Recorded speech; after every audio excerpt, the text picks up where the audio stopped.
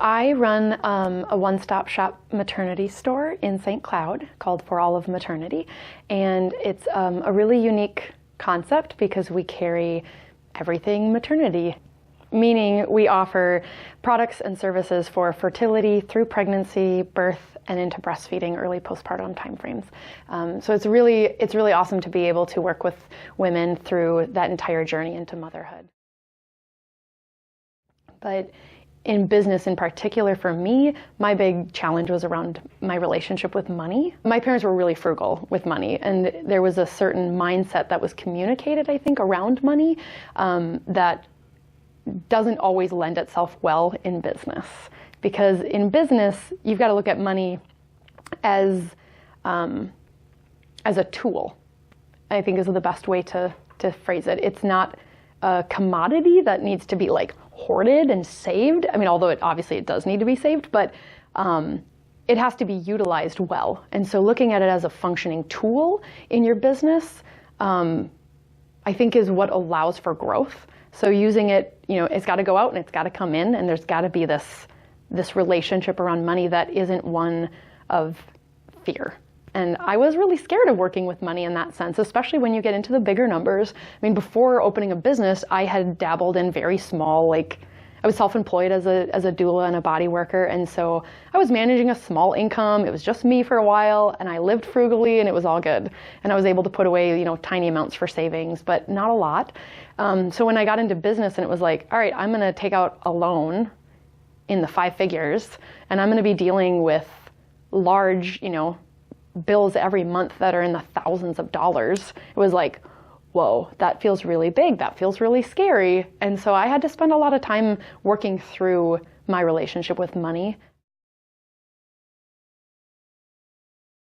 Because birth work is so much about the heart of what you do, being a doula, being a midwife, a lactation consultant, like anyone who loves that kind of work and works with expectant families is often faced with this dilemma of, how do I make a living doing what I love?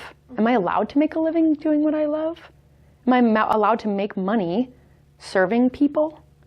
And I think that as women, there's still this age-old notion ingrained in us that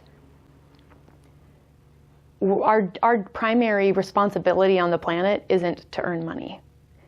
I really think that's something it's just embedded really deep in our culture. And so as women in a free society in America today, having the benefits of all of our founding mothers who have worked really hard to get us to where we are today, it's not surprising to me that we still have this self-limiting belief that we shouldn't be allowed to earn money, especially in service-related industries.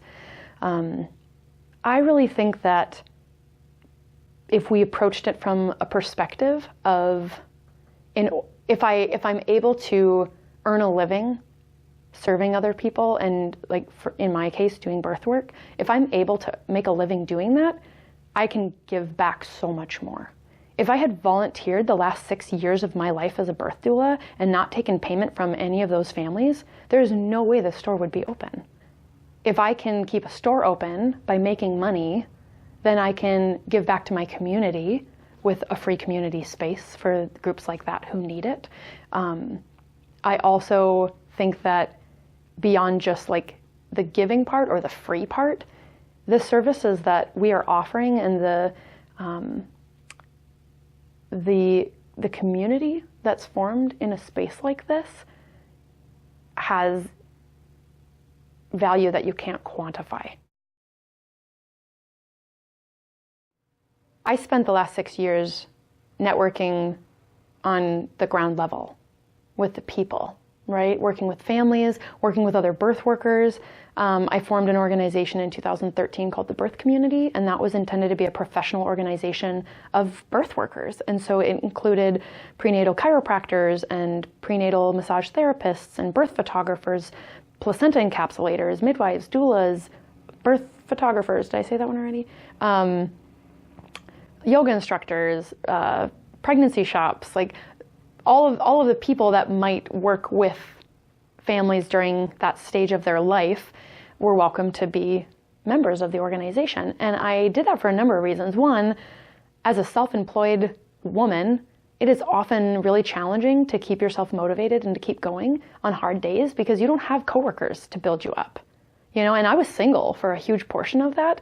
So I was very much alone in it. And so for other female entrepreneurs out there, I guess what I want to say is build your network, build up your support team, because if you're alone in it, it gets lonely real fast. And I think that you have to be careful and selective about who you do associate with, because you become more of the people that you surround yourself with. So choose wisely and choose women who build you up, choose women who challenge you in a healthy way, in a constructive way, and not in a let's tear each other down because I have my own insecurities I'm projecting on you kind of a way, which I think a lot of women often struggle with in the world of business. There's still this, I think there's an assumption that there's a level of cattiness still in a lot of female business owners. And I would like to move past that. Let's be grown adult women here and be respectful and be positive and conscientious and compassionate, I would like to be able to build something that I know is going to be there after I'm gone. Yeah. I would like to build, everyone talks about like leaving behind their legacy, right?